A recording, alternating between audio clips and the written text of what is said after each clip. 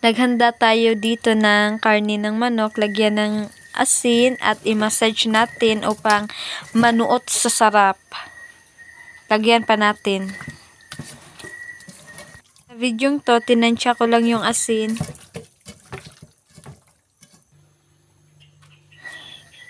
Lagyan natin ng bawang at tatakpan natin para isalang na. Lagyan lang natin ng kaunting tubig at saka durog na paminta. 3 pieces ng durog na paminta yung nilagay ko.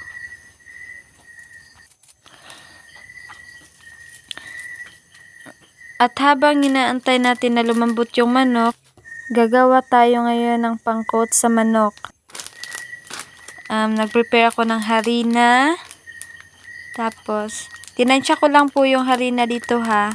Kayo na bahala kung ilan, gaano karami yung ilalagay nyong harina.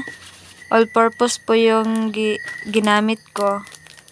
Tapos, crispy fry. Dalawa yung ginamit ko po.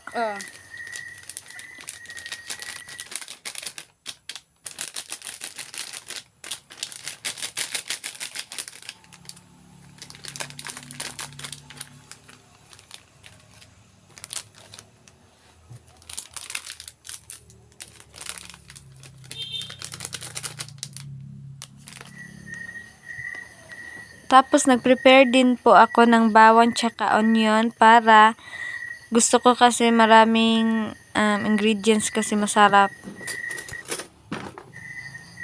So, ngayon, ihahalo lang natin ng maigi.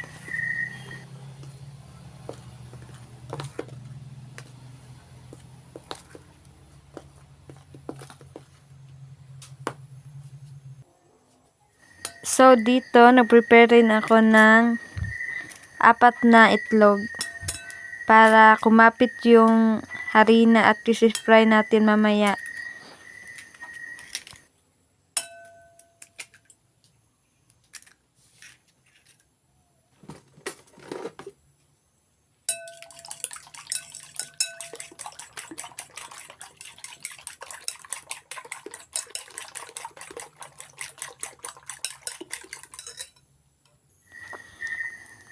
At dito, nagdagdag rin ako ng durog na paminta para may anghang yung crispy natin.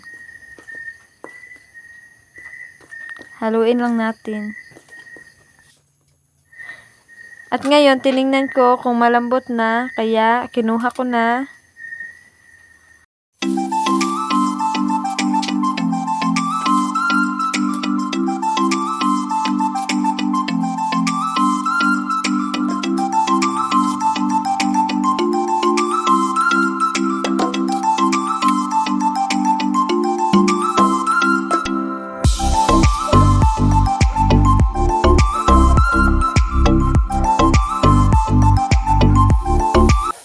Nagpainit muna ako ng kalaha para magsisimula tayo ngayon ng magprito.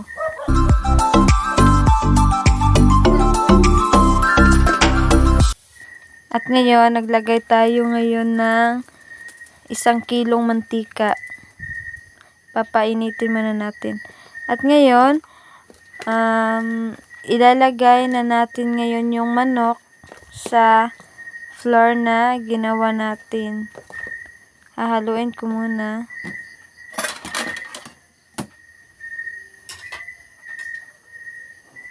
So, kukuha ako ng 1 piraso.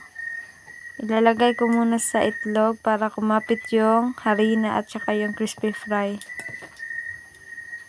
I-mix lang, i-gulong-gulong lang natin. Tapos, ibabalik natin sa itlog para kumapit talaga. Dinoble coat ko po yung manok dito para masarap po.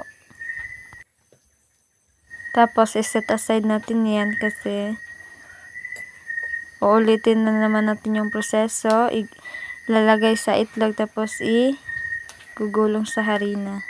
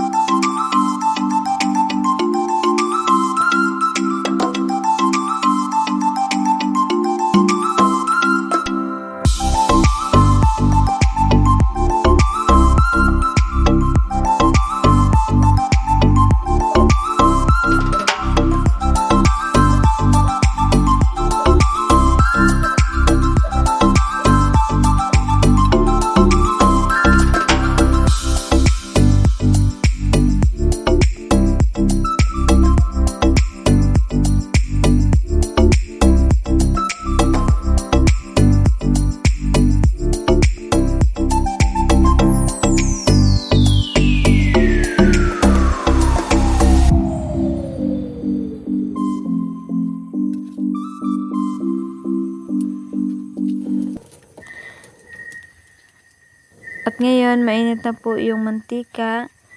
At magsisimula na po tayo ngayon magprito ng manok.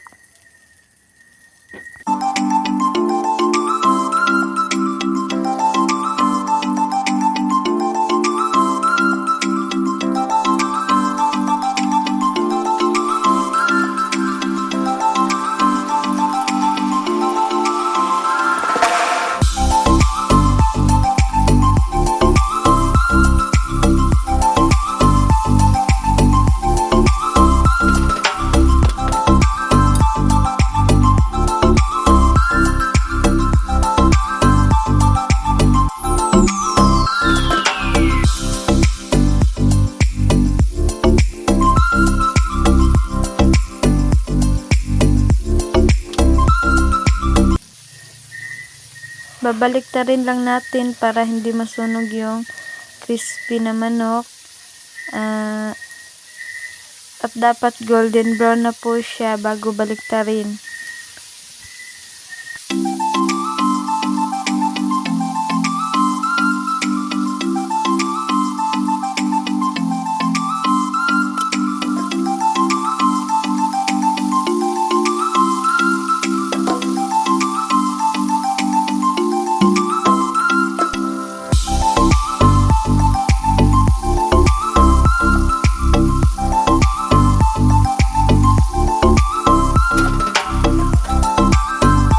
At ayan guys, luto na po ang ating crispy na manok. Ilalagay na natin sa lalagyan.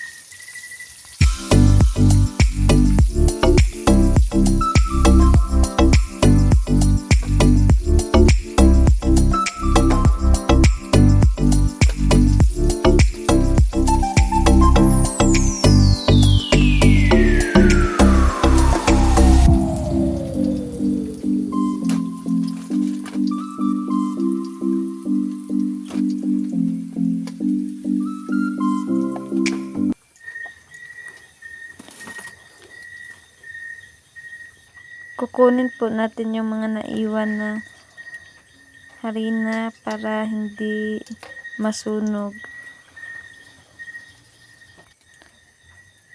At ngayon, pangalawang prito na po natin ito.